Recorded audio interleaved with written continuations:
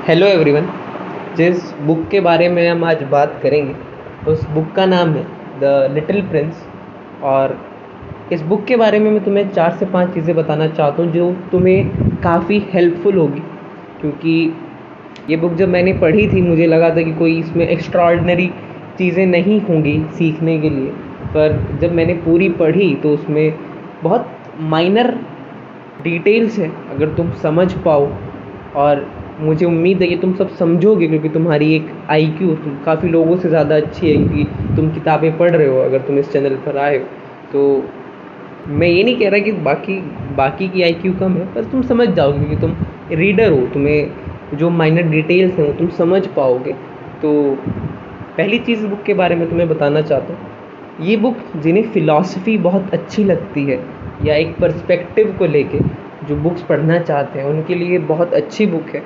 और सबसे बड़ी बात इस बुक की ये है कि महंगी नहीं है, और दूसरी बात ये कि बहुत पतली बुक है, एक दिन में तुम इसे आराम से ख़त्म कर सकते हो। जो अब मैं तुम्हें इसका वो बताता हूँ जो उसका ओवरव्यू है, जहाँ से ये स्टार्टिंग होती है। स्टार्टिंग इस बुक की इस तरह होती है, जो राइटर है मेन उसके उसे आर्टिस्ट बनना होता है। वो बचपन से जब एक ड्राइंग बनाता है तो द फर्स्ट थिंग उसके दिमाग में जो आती है वो ये सोचता है कि अपने माँ बाप को जब दिखाऊंगा तो वो समझ पाएंगे कि उस ड्राइंग का एक सिग्निफिकेंस क्या है उसकी लाइफ में। मैं तुम्हें ड्राइंग नहीं बताना चाहता कि ड्राइंग किस चीज़ के बारे में हो, तुम बुक पढ़कर पता करना, क्योंकि वो एक बेसिक बुक का एक पार्ट है तो इसलिए। पर मैं तुम्हें ऊपर ऊपर से बता रहा हूँ कि जो उसकी पहली ड्राइंग थी जो वो बनाता है, वो उम्मीद करता है अपने माँ बाप से कि वो उस बुक जो उसकी ड्राइंग है वो उसका सिग्निफिकेंस समझेंगे, कि उसका जो पर्सपेक्टिव है राइटर का वो समझेंगे, और वो उसे उसे एक प्रेज़ देंगे कि हाँ, वो उसकी तारीफ़ करेंगे, कि वो समझेंगे। तारीफ़ तो नहीं मांगता राइटर, पर उसकी उम्मीद होती है उसे कि वो अगर कर देंगे तो अच्छा होगा उसके लिए, या उसे खाली अप्रिशिएट ही कर दें। पर रियलिटी में ऐसा नहीं होता, वो राइटर चाह रहा होता है पर रियलिटी में उसे डीमोरलाइज़ कर देते हैं, वो उसका मजाक बना देते हैं कि क्या ये कि तुम आर्टिस्ट नहीं बन सकते, तुम्हारी ड्राइंग बेकार है, वो ड्राइंग समझ ही नहीं पाते। तो ये स्टार्टिंग होती है। तो उसके बाद वो किसी तरह सोसाइटी के जो प्रेशर आता है, सोसाइटी के प्रेशर झेलते हुए एक डिसेंट प्रोफेशन चूज़ करता है, पायलट का, एक एयरप्लेन पायलट का।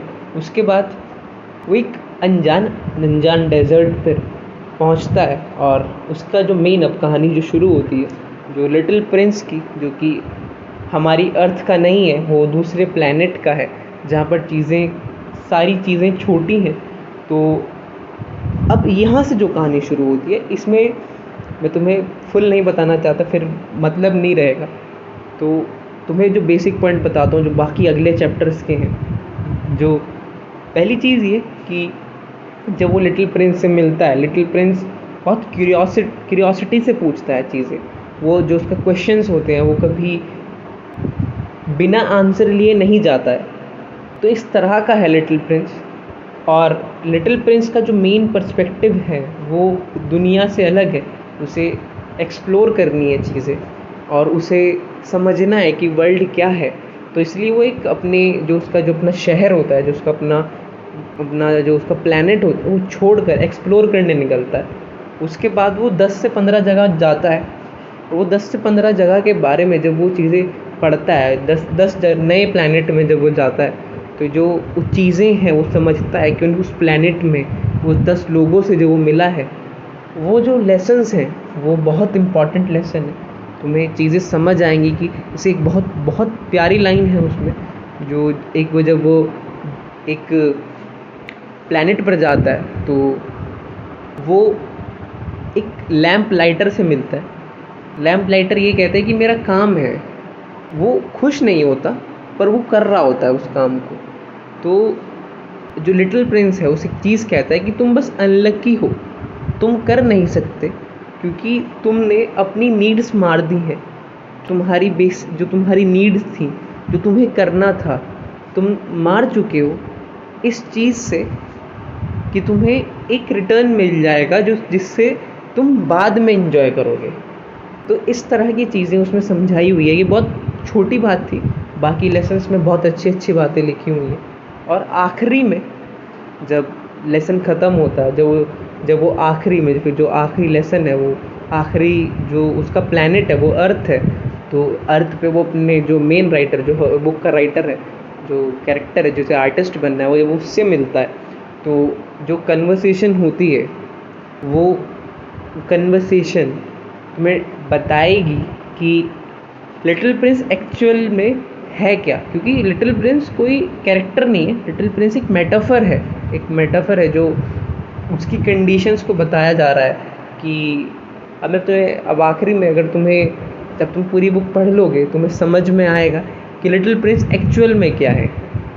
और मैं तुम सभी से जानना चाहूँगा कि तुम्हें समझ आया कि लिटिल प्रिंस था कौन। जब पढ़ने के बाद, मैं तो तुम्हें अच्छे से नहीं समझा पा रहा हूँ क्योंकि ये समरी नहीं है, ये रिव्यू टाइप है।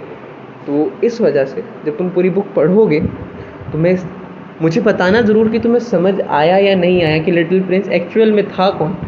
क्योंकि वो बहुत बड़ी चीज़ है, अगर जिसे समझ में आ गया ना, तो समझ जाओ कि उसने इतने दिल से वो किताब पढ़ी है और उसे लाइफ के बारे में कुछ चीज़ें समझ में आई है। और मुझे कमेंट करके ज़रूर बताना कि तुम्हें समझ आई या नहीं आई। तो थैंक यू। और मैं रिव्यू आखिरी में बताना चाहता हूँ कि वर्थ इट है या नहीं है। मात्र 100 रुपये की बुक है, पर सीखने को इससे बहुत कुछ है। और सबसे बड़ी बात ये ग्रिपिंग है कि इस पर ये आपको बोर नहीं होने देती, क्योंकि एक कहानी के सॉर्ट ऑफ में, तो कहानी जब चलती है वो, क्योंकि बाकी सेल्फ हेल्प बाकी सेल्फ हेल्प बुक वो डील करती हैं पैराग्राफ्स में, चीज़ों में, वो एक्चुअल थिंग होती हैं। पर इसमें कहानी की तरह है, तो तुम बोर नहीं होगे। इसलिए पढ़ना ज़रूर, पढ़ने में वर्थ इट है और जल्दी ख़त्म हो जाएगी, तुम्हें पता भी नहीं लगेगा कि कब ख़त्म हुई। तो एक बार ट्राई ज़रूर करना। Thank you.